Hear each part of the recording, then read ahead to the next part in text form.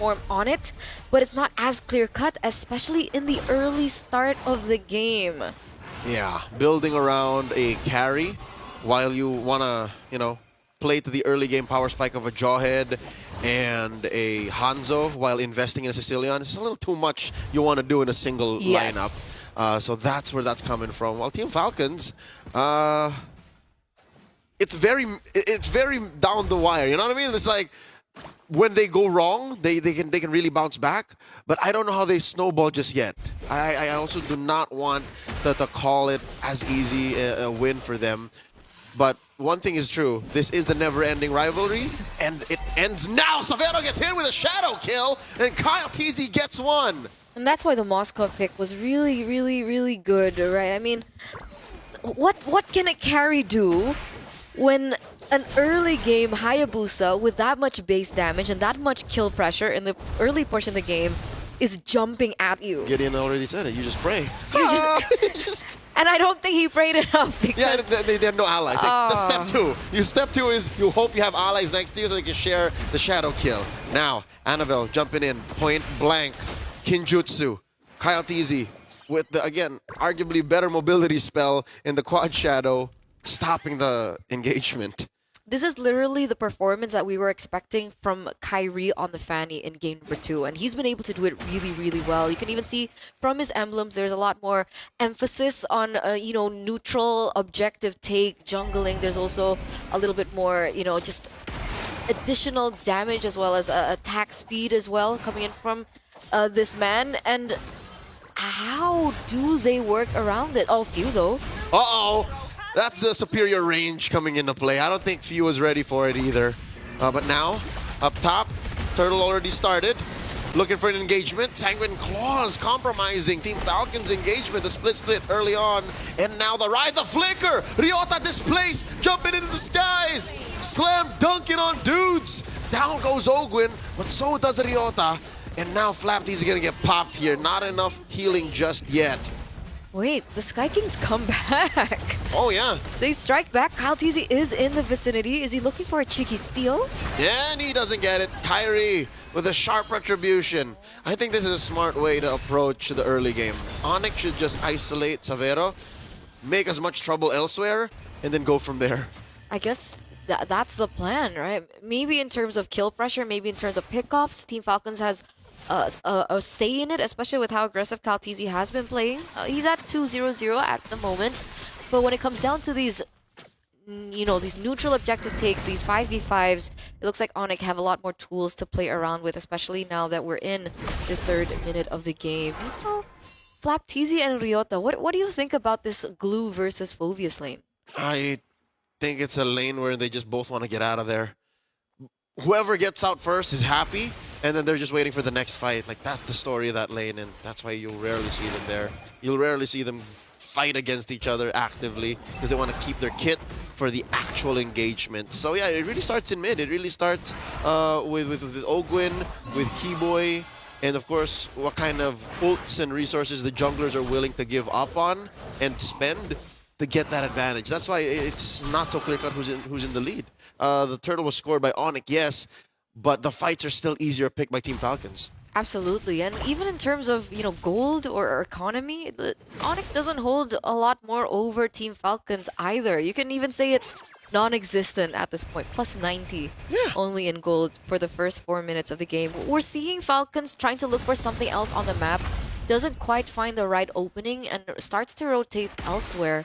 But the same can be said for ONIC right now. Ogwin knows Keyboy is in that bush, doesn't look for a push in, and it's a slow, passive game. Very different to what we saw from game number 1 and game number 2. Yeah, they both now respect that pivot point, that fulcrum of the turn of events wherein you just let go once and your opponent snowball out of control. Because both lineups can do that actually. Keyboy very lethal on the joint. Like just now with the ejector forcing a split from Flap TZ, and they flicker away, compromising one of the main engagement tools for Falcons, and Few just pops that quickly.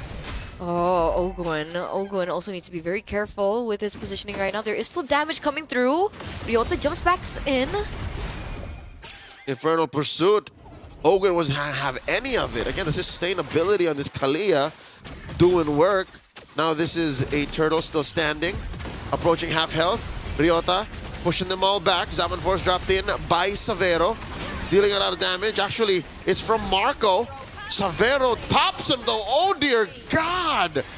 They're all just going down. Still no one taken out from ONIC. Down goes Kyle Teasy, and so does the turtle, bowing down to the Sky Kings. That's 4 members taken down from the side of Team Falcons of Philippines for the price of absolutely none. It's free 99. It's insane. ONIC pick up that neutral objective. They pick up this turret as well in the mid lane, and the Hayabusa will not be able to function with his purple buff. Everything taken out. This is a 3,000, almost 4,000 gold lead for the Sky Kings in the first 6 minutes of the game, and they really are rolling out of control. This is that clutch point, that transition moment in the game where a single trade, a single win in a fight plus conversions will put you and skyrocket you in a position like this.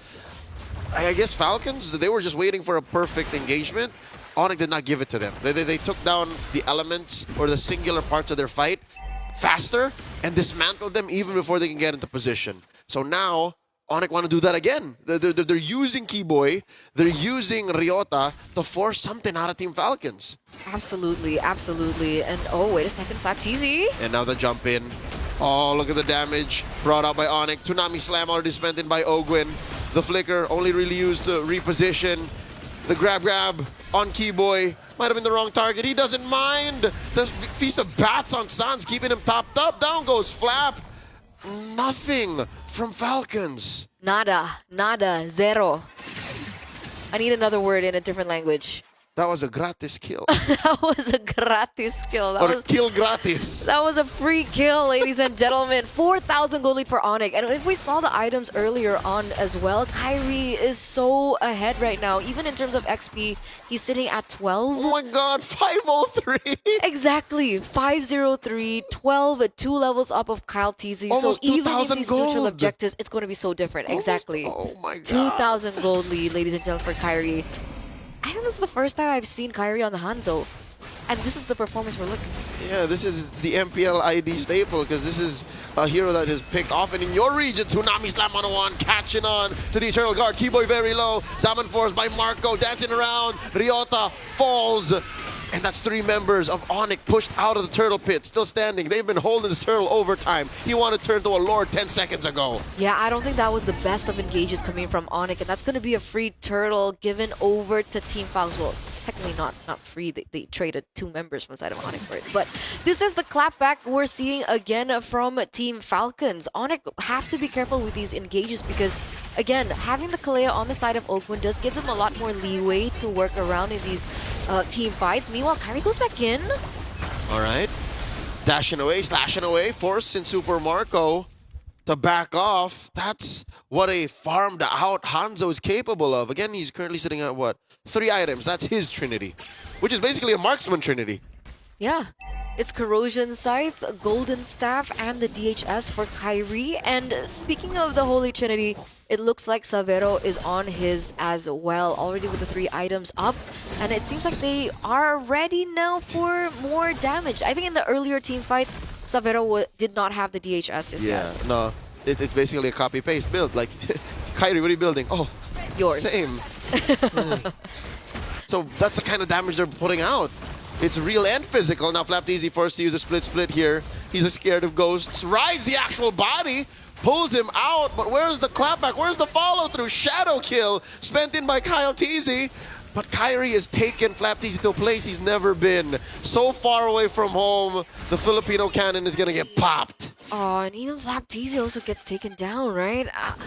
We saw the shadow kill earlier on from Kyle Teasy, and it's starting to look underwhelming. He only has 2 items at the moment, only with the Hunter Strike as well as the War Axe. So what he had earlier on is no longer there. With how many items and how many physical resources or adjustments ONIC has against that kind of damage, Team Falcons need a little bit more time now. I think Super Marco next item should be the Holy Crystal. Just secured it in just a bit. And I guess that's what they're waiting for, that power spike? Yeah, it's all on Marco right now because I'm looking even at Few. He only has 2 items. I'm looking at Kyle. He barely has 3. There, just built the Malefic Roar. So they are down. This is a significant 3K, 4K gold lead, ladies and gentlemen. And finally, the Holy Crystal on Marco. I think that's go time. Maybe. If Flap can get a decent split, they've always been so good at compromising Flap. Even Ogwin, his Tsunami Slams feel like a hug from a friend, you know? It's comfortable for ONIC. ONIC doesn't have magic resist. Oh, that's a conceal. And the ejector, threatened by Keyboy. Look at the back line. Fio goes down. Ryota jumping in. Flapty's taken out by Savero. Super Marco falls as well. And it's all a disaster for Falcons as Ogwin falls. Kyle? Teasy, the only one left. Oh, Jump. That's a soul snatch coming in. It's a wipeout. ONIC take down all of Team Falcons. The Sky Kings reign on top, ladies and gentlemen, in the 11th minute of this game. Full wiped out as they're going to be able to pick up this Lord, get more turrets under their belt, and Team Falcons have to go back to 0 and think about how they get themselves out of this precarious position, because it's looking like a 7,000 gold lead plus, almost a 10K. At this point. It's huge. And building, Eterna, and building. So far, Team Falcons have to think twice about leaving their base now. Yes, they are maybe a step or 2 away from sheer defeat, wherein your base is cleaned out, no inhibitors, and you're dealing with waves again and again and again. Now it's just miserable. It's just like, we can't leave. We can't set fights wherein we're the aggressors. They have to counterattack. That's the only way Team Falcons can win. If they punish ONIC by overextending. It's not going to be as simple, right? Because ONIC have so much range to work with. They also have Savero, technically not as great of range, but still really big siege potential on these inhibitor turrets. And we're seeing that damage come through. Keyboy already looking for the zone. The conceal already pops in as well. They've been able to take down the bottom inhibitor turret as they're looking for their next one. Ejector on to Super Marco, the perfect target. Falcons have gotten clipped. Down goes Flapteezy and Few. I'm going to say it. ONIC ID are going to take this series. Kyle Teasy and Ogwin are just holding on for dear life. 2-1. 2-1.